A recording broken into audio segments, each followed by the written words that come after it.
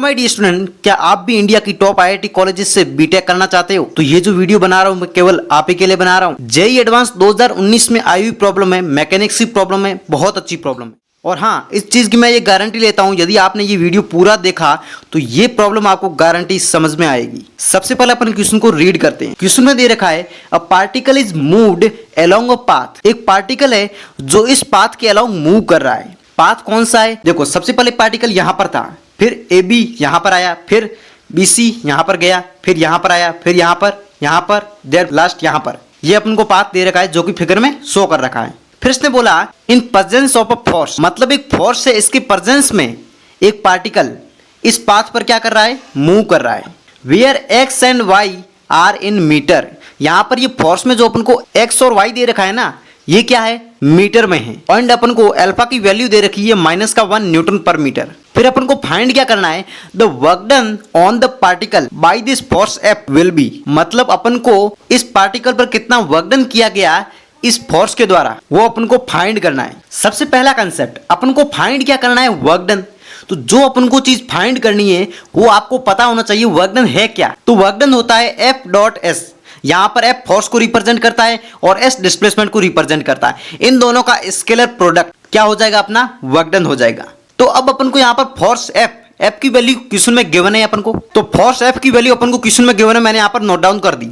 अब यहां पर डिस्प्लेसमेंट क्या है वो अपन नोट डाउन कर रहे हैं। तो अब यहां पर आप ध्यान से देखो, पार्टिकल मूव कहां कर रहा है, किस प्लेन में कर रहा है? एक्स वाई प्लेन में कर रहा है, करेक्ट है। तो यहां पर जो डिस्प्लेसमेंट होगा वो एक्स वाई में ही होगा। तो डिस्प्लेसमेंट को वेक्टर क्वांटिटी होती है, तो उसको कैसे रिप्रेजेंट करेंगे? तो डिस्प्लेसमेंट एस होगा अपना, क्योंकि पार्टिकल एक्स वाई प्लेन में मूव कर रहा है, इसलिए डिस्प्लेसमेंट हो जाएगा डी एक्स आई कैप। डी एक्स आई कैप क्यों होगा? डी एक्स आई कैप का मतलब ये होता है कि पार्टिकल का एक्स डायरेक्शन में कितना डिस्प्लेसमेंट हुआ। आई कैप यहाँ पर एक्स एक्सिस की डायरेक्शन को रिप्रेजेंट करता है। अब यहाँ पर डी एक्स आई कैप हो गया। अब प्लस का यहाँ पर डी वाई जे कैप हो जाएगा, क्योंकि डी वाई यहाँ पर रिप्रेजेंट करता है वाई डायरेक्शन में कितना डिस्प्लेसमेंट हुआ, और जे कैप डायरेक्शन कौन सी है? वाई, इसलिए जे कैप आ गया यहाँ पर। तो ये अपना डिस्प्लेसमेंट आ गया। डिस्प्लेसमेंट को अपन ऐसे रिप्रेजेंट करते हैं वेक्टर क्वांटिटी में जब कोई पार्टिकल एक्स वाई प्लेन में मूव करता है। अब अपन को फाइंड करना है वर्क डन। तो सिंपल सी बात है, वर्क डन फाइंड करना है तो यहां पर ये दोनों का क्या कर दूं?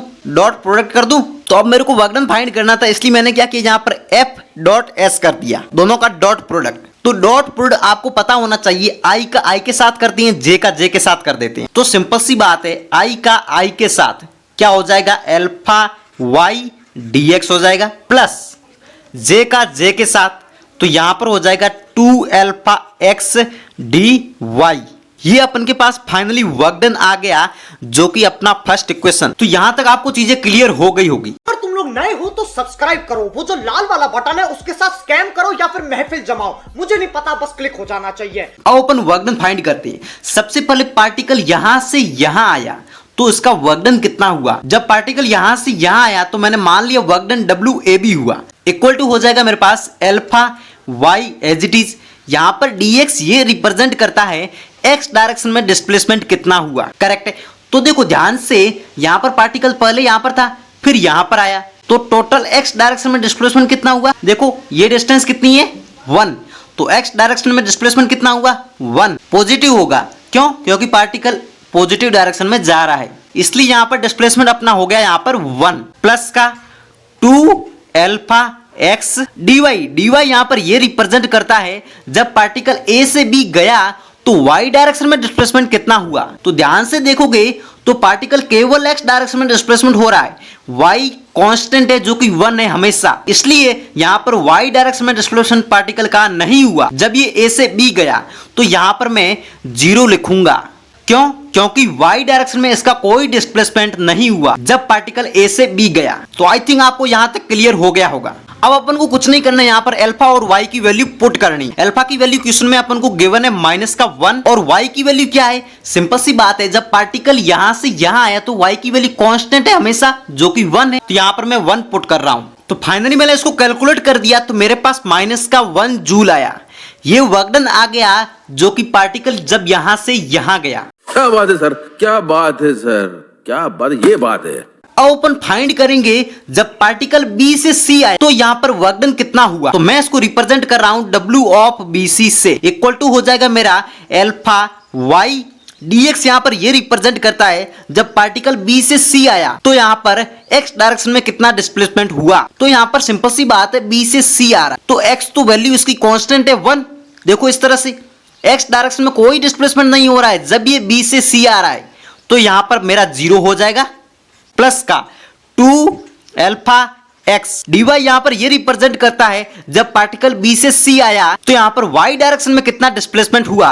तो पार्टिकल सबसे पहले यहां पर था, फिर यहां पर आया तो y डायरेक्शन में टोटल ये डिस्प्लेसमेंट हुआ, क्योंकि ये नेगेटिव डायरेक्शन में आ रहा है। यदि ऊपर जाता तो पॉजिटिव डायरेक्शन होती, क्योंकि ये नीचे आ रहा है तो ये नेगेटिव डायरेक्शन में। और डिस्प्लेसमेंट कैसे फाइंड करते हैं अपन, यहां पर फाइनल माइनस का इनिशियल पॉइंट, करेक्ट है। तो डिस्प्लेसमेंट नेगेटिव हो रहा है और ये डिफरेंस कितना है यहाँ पर 0.5। तो यहां पर मैं नेगेटिव में ले लूंगा माइनस का 0.5। ये नेगेटिव क्यों आया, क्योंकि देखो डियर फाइनल पॉइंट मेरा ये है जो कि क्या है 0.5 है, इनिशियल पॉइंट मेरा ये है जो कि क्या है यहाँ पर 1। तो फाइनल 0.5 माइनस का इनिशियल 1, इसलिए यहां पर ये माइनस का 0.5 आएगा। अब इसको कैलकुलेट कर रहा हूं तो इस तरह से मैंने इसको कैलकुलेट किया तो मेरे पास माइनस का अल्फा एक्स आ गया। अब अपन क्या करेंगे, अल्फा और एक्स की वैल्यू पुट करेंगे। तो यहां पर अल्फा की वैल्यू क्या है, क्वेश्चन में गिवन है अपन को अल्फा की वैल्यू माइनस का 1, एक्स की वैल्यू क्या है, ध्यान से देखोगे पार्टिकल जब बी से सी आया तो एक्स की वैल्यू कांस्टेंट है जो कि 1 है मेरी, इसलिए मैं यहां पर क्या करूंगा 1 रख दूंगा और इसको अपन कैलकुलेट कर लेते हैं। तो यहां पर मेरे पास आ जाएगा 1 जूल। तो फाइनली मेरे पास 1 जूल आ गया। तो ये मेरा फाइनली वर्क डन हो गया जब पार्टिकल B से C आ रहा है। अब अपन बात करेंगे जब पार्टिकल C से D आया तो वर्क डन कितना हुआ। अब ध्यान से देखो जब पार्टिकल C से D आ रहा है तो वर्क डन WCD कितना हुआ। देखो सबसे पहली बात अल्फा वाई में एज इट इज लिख रहा हूं अल्फा वाई, dx यहां पर ये रिप्रेजेंट करता है जब पार्टिकल C से D आया तो x डायरेक्शन में कितना डिस्प्लेसमेंट हुआ, जो कि आप ध्यान से देख रहे हो ये इस डायरेक्शन में जा रहा है नेगेटिव एक्स डायरेक्शन में, तो यहां पर नेगेटिव में डिस्प्लेसमेंट होगा। कुल मिलाकर डिस्प्लेसमेंट कितना हुआ, ये देखो 1 और 0.5 दोनों के बीच का डिफरेंस कितना है 0.5, इसलिए यहां पर ये नेगेटिव में आ जाएगा माइनस का 0.5 प्लस 2 अल्फा एक्स मेरा एज इट इज। dy ये रिप्रेजेंट करता है जब पार्टिकल C से D आया तो y डायरेक्शन में कितना डिस्प्लेसमेंट हुआ। देखो y तो कांस्टेंट है 0.5, जब ये C से D आ रहा है तो y डायरेक्शन में कोई डिस्प्लेसमेंट नहीं हो रहा है, इसलिए यहां पर मेरा 0 आ जाएगा। अब मैं इसको कैलकुलेट कर रहा हूं तो देखो मैंने इसको कैलकुलेट किया। अब अपन क्या करेंगे अल्फा और y की वैल्यू पुट करेंगे। तो अल्फा की वैल्यू क्वेश्चन में गिवन है मेरे को जो कि माइनस का 1 है, तो यहां पर मेरे पास अल्फा की वैल्यू माइनस का 1 और y की वैल्यू ध्यान से देखो जब पार्टिकल C से D आया तो y की वैल्यू यहां पर कांस्टेंट है जो कि 0.5 है, तो यहां पर वैल्यू पुट कर रहा हूं 0.5 मल्टीप्लाई कितना है यहां पर 0.5।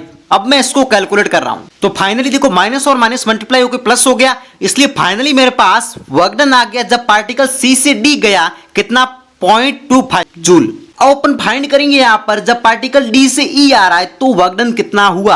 अब अपन बात कर रहे हैं यहां पर पार्टिकल जब D से E आया तो वर्क डन कितना हुआ। तो यहां पर अल्फा वाई में एज इट इज लिख रहा हूं, dx यहां पर ये रिप्रेजेंट करता है जब पार्टिकल D से E आ रहा है तो x डायरेक्शन में कितना डिस्प्लेसमेंट हुआ। तो देखो यहां पर x तो कांस्टेंट है 0.5, ये तो y डायरेक्शन में डिस्प्लेसमेंट हो रहा है, इसलिए मेरा x डायरेक्शन में डिस्प्लेसमेंट 0, तो यहां पर वैल्यू मैं 0 पुट कर दूंगा प्लस का 2 alpha X as it is आ जाएगा। dy ये रिप्रेजेंट करता है जब पार्टिकल D से E आया तो यहां पर y डायरेक्शन में कितना डिस्प्लेसमेंट हुआ। तो देखो y डायरेक्शन नेगेटिव में जा रहा है, ये देखो यदि ऊपर जाता तो पॉजिटिव होता, लेकिन ये तो नीचे की ओर आ रहा है इसलिए नेगेटिव में डिस्प्लेसमेंट हो रहा है। और कितना हुआ देखो ये वाला, ये देखो 0 है और ये 0.5 है, मतलब 0.5 डिस्प्लेसमेंट हुआ। तो यहां पर मैं वैल्यू पुट कर रहा हूं माइनस का 0.5 क्योंकि डिस्प्लेसमेंट नेगेटिव है नीचे की ओर आ रहा है। अब इसको कैलकुलेट कर रहा हूं तो मेरा ये आ गया। अब अपन अल्फा और एक्स की वैल्यू पुट कर देंगे तो इक्वल टू आ जाएगा माइनस का अल्फा की वैल्यू -1 है और एक्स की वैल्यू क्या है यहाँ पर ध्यान से देखो D से E आ रहा है तो एक्स की वैल्यू कांस्टेंट 0.5 है, तो यहाँ पर मैं रख दूंगा 0.5। अब अपन इसको कैलकुलेट कर लेते हैं तो फाइनली जब मैंने इसको कैलकुलेट किया तो मेरे पास 0.5 जूल आया। जब पार्टिकल D से E आया तो वर्क डन इतना होगा। अब अपन फाइंड करेंगे जब पार्टिकल E से F आ रहा है तो वर्क डन कितना हुआ। ध्यान से समझना, देखो वर्क डन कितना हुआ जब ई से एफ आया पार्टिकल। तो देखो पार्टिकल ई से एफ आया तो यहां पर अल्फा वाई मैंने एज इट इज दिखा। अब अपन बात करते हैं डीएक्स क्या रिप्रेजेंट करता है। डीएक्स ये रिप्रेजेंट करता है जब पार्टिकल ई से एफ आ रहा है तो एक्स डायरेक्शन में डिस्प्लेसमेंट कितना हुआ, जो कि देखो इस डायरेक्शन में जा रहा है नेगेटिव एक्स डायरेक्शन में, तो यहां पर नेगेटिव में डिस्प्लेसमेंट हो रहा है जो कि क्या हो जाएगा 0.5। तो यहां पर मैं पुट कर देता हूं नेगेटिव में 0.5। अब प्लस का यहां पर 2 अल्फा एक्स मेरा एज इट इज रह जाएगा। y डायरेक्शन में कितना डिस्प्लेसमेंट हुआ, पार्टिकल केवल x डायरेक्शन में जा रहा है, y में इसका डिस्प्लेसमेंट नहीं है, इसलिए यहां पर 0 आ जाएगा। अब अपन इसको कैलकुलेट कर रहे हैं, मैंने इसको कैलकुलेट कर लिया। अब अपन क्या करेंगे अल्फा और y की वैल्यू पुट करेंगे। ध्यान से देखना यहां पर माइनस का अल्फा की वैल्यू -1 क्वेश्चन में गिवन है। यहां पर y की वैल्यू क्या है, देखो यहां पर y की वैल्यू तो 0 है। देखो पार्टिकल x एक्सिस पर है तो y की वैल्यू तो 0 है ना यहां पर, इसलिए यहां पर आ जाएगा मेरा 0 और इससे 0.5 मल्टीप्लाई करूंगा तो मेरे पास टोटल 0 आ जाएगा। तो फाइनली मेरे पास वर्क डन 0 आ गया। जब पार्टिकल E से F गया तो वर्क डन 0। अब अपन फाइंड करेंगे जब पार्टिकल F से A गया तो वर्क डन कितना हुआ। अब देखो पार्टिकल F से A जा रहा है तो वर्क डन क्या होगा, अल्फा वाई मेरा एज इट इज रह जाएगा। dx ये रिप्रेजेंट करता है जब पार्टिकल F से A गया तो x डायरेक्शन में कितना डिस्प्लेसमेंट हुआ, जो कि देखो अब पार्टिकल तो F से A जा रहा है तो देखो y डायरेक्शन में डिस्प्लेसमेंट हो रहा है लेकिन x में तो नहीं हो रहा है ना, x में तो 0 है, इसलिए यहां पर x डायरेक्शन में डिस्प्लेसमेंट 0 प्लस का 2 अल्फा x dy ये रिप्रेजेंट करता है जब पार्टिकल F से A गया तो यहां पर y डायरेक्शन में कितना डिस्प्लेसमेंट हुआ। तो y डायरेक्शन में आप ध्यान से देख, पार्टिकल देखो पॉजिटिव y डायरेक्शन में जा रहा है और डिस्प्लेसमेंट 0 से लेके 1 तक गया तो डिस्प्लेसमेंट मेरा 1 हुआ। अब अपन इसको कैलकुलेट कर लेते हैं। तो फाइनली मेरे पास आ गया 2 अल्फा x। अब अपन अल्फा और x की वैल्यू पुट कर रहे हैं तो यहां पर 2 एज इट इज रहेगा। अल्फा की वैल्यू क्या है -1 है, लेकिन x क्या है यहां पर, x देखो जब पार्टिकल F से A गया तो x की वैल्यू 0 है क्योंकि y एक्सिस पर पार्टिकल जा रहा है तो x की वैल्यू मेरी 0 है। तो यहां पर इसको अपन कैलकुलेट करें तो फाइनली मेरे पास वर्क डन आ गया 0 जब पार्टिकल F से A गया। अब अपन क्वेश्चन को ध्यान से देखें तो अपन को फाइंड क्या करना था, फाइंड ये करना था कि जब पार्टिकल इस पाथ पर जा रहा है तब अपन को वर्क डन कितना हुआ पार्टिकल के द्वारा वो अपन को फाइंड करना है।